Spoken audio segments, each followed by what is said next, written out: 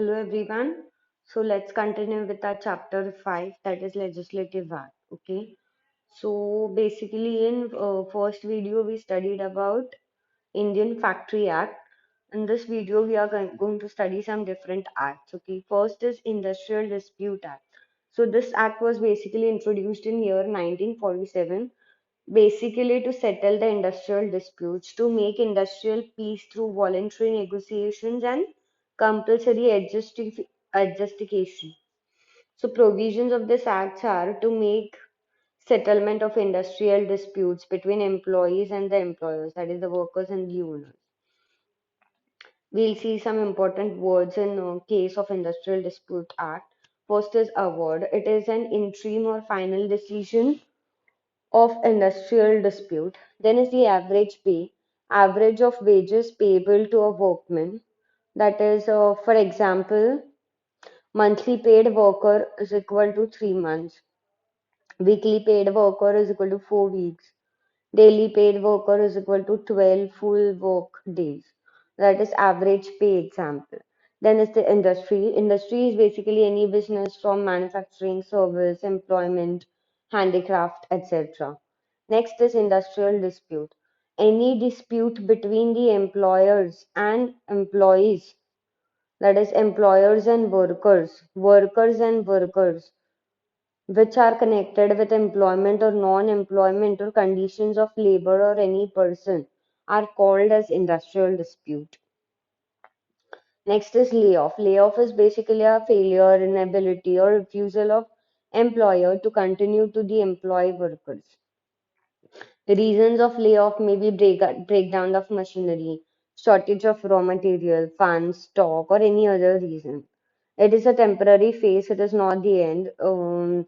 This period, it is suspended period of, sorry, few duration of emergency. Then is a lockout. It is closing of place of employment or suspension of work or refusal by an employer to continue to employ any number of workers employed by him. Then is retrenchment. It is a termination of service of a worker by the employer for any reason whatsoever other than due to disciplinary action. Then is strike.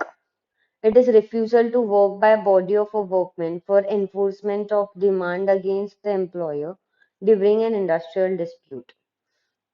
Then is the settlement. It means a written agreement between workers and employer in the course of conciliation proceedings.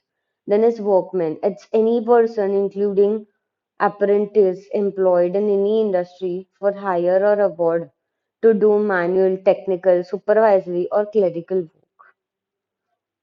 Next are authorities under Industrial Dispute Act. First is Works Committee. Second is Conciliation Officers, Board of Conciliation, Courts of Inquiry, Labor Court, Industrial Tribunals, National Tribunals, etc. First is Work Committee. It consists of representatives of workers and employers both. Representatives of workmen are not less than that of employer. The committee promotes goods relations between workers and employers. Second is conciliation officers. Conciliation officer is appointed by any appropriate government. It is a key person to promote the settlement of industrial disputes. Third is Board of Conciliation. It is appointed by government, chairman of independent person. Both parties have equal number of representatives. Fourth is Courts of Inquiry. They are appointed by government. One or more independent persons report submission within 6 months. Next is the Labor Court. Presiding officers of one-man labor court shall be a judge or a high court, a district judge, that is, who is experienced for more than 3 years. Labor court work in following cases: application and interpretation of standing orders, strike, lockout, wrongly dismissed workers, withdrawal of any concession. Okay. Next is industrial tribunals. It is constituted for basically wages, hours of work, holidays and leaves with eyes, bonus, provident fund, qualification of presiding officers of the Industrial Tribunal is same as that of Labor Court. Next is national tribunals. It is basically industrial dispute which involves issues of national importance. Presiding officer is an independent person less than 65 years of age, judge of high court. Okay, so this was basically your uh, Industrial Dispute Act. Okay, next we are going to study Workmen Compensation Act. It was passed in year 1924 and few major amendments were done in year 1962, 1976 and 1986.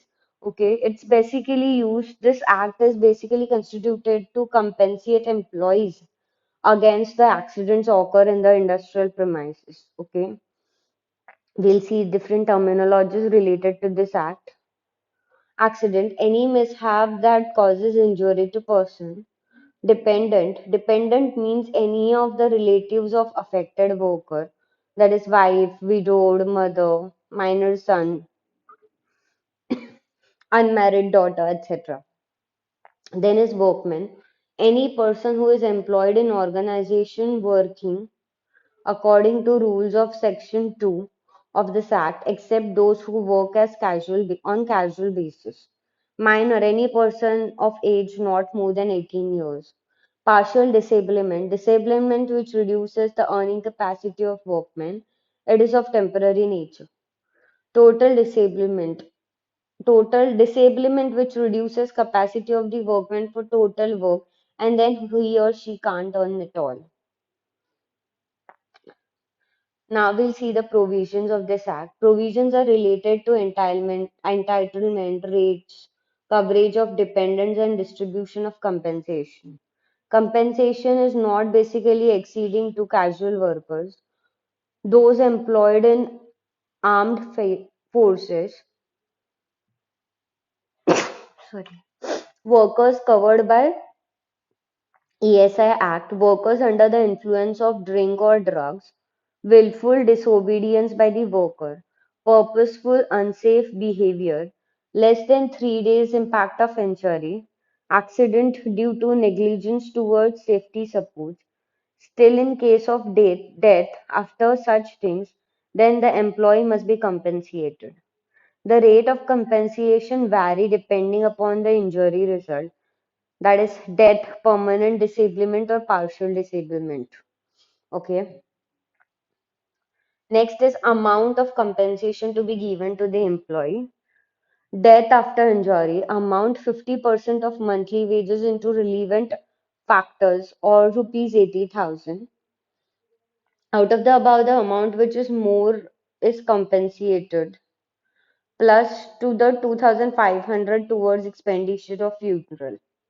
Permanent total disablement amount is 60% of monthly wages into relevant factor or rupees 90,000. Permanent partial disablement, proportionate compensation is paid for injury are mentioned in part 2 of schedule 1. Then few important rules. Compensation should not be paid as soon as it falls due. Medical treatment cost is not considered in compensation. In case of difficult financial condition of employer, advance partial payment can be given in the start. If the compensation is not paid, then the commissioner may direct to pay simple interest on amount of the deal. Then is the administration. Act is administered by the state government. Special commissioners may be appointed to execute this act. Next is employer has to do compensation under following cases. Injury has taken place during the course of employment. Injury has been caused by the accident. Either of the following happens: temporary disablement, permanent disablement, partial disablement, or total disablement or death. Industrial health through Workmen's Compensation Act. Workmen are compensated against accidents. Injured employees are supported in all ways. Then indirect awareness about the accident, assistance after the accident, financial support to affected employees, attitude or thanks of for help among the workmen. So these are industrial health through Workmen Compensation Act. Okay. So I hope the Workmen Compensation Act is clear to you all.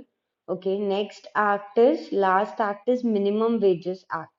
It was passed in year 1948 and it's applicable to entire country. Recent amendments are made in year 1988. So basically, this act is maintained to ensure that employed persons are not subjected to exploitative wages by the employers. This act defines the minimum wages payment for certain employment. It aims to provide fair wages to the employed person. Okay, so what it basically ensures that the persons are not subjected to exploitative wages by the employers. Okay, and the minimum wages payment for certain employments must be done. Okay, we'll see the definitions. Cost of living index number.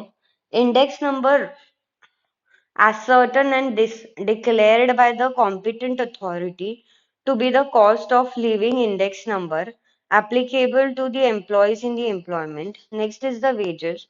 All remuneration capable of being expressed in terms of money, which would, if the terms of contract of employment express were fulfilled, by payable to a person employed in respect to his work done. So basically, it does not include house accommodation, light bill, water charges, medical expenses, PF or pension contribution, traveling allowances, gratuity payable on discharge. Main provisions are fixation of minimum wages. Minimum wages may consist of basic rates of wages and special allowance at the rate to be adjusted to keep with the cost of living index. Government fixes the minimum wages. It is revised at regular time intervals, but not exceeding 5 years. The government fixes the time rate by day or by month or by such other legal wages period as may be prescribed. Then procedure of fixing and revising minimum wages. Committees formation by appropriate government for wage fixation. These committees provide necessary input and suggestions. Publishing of proposal by the government. Responses from people in 2 months' time against the proposal. Consideration to valid responses. Fixation of minimum wages rate. Declaration by government through official gadget. So these are procedure for fixing and revising the minimum wages. Next is composition of committee. Nomination of members is basically done by appropriate government. Members represent employers and employees in equal number.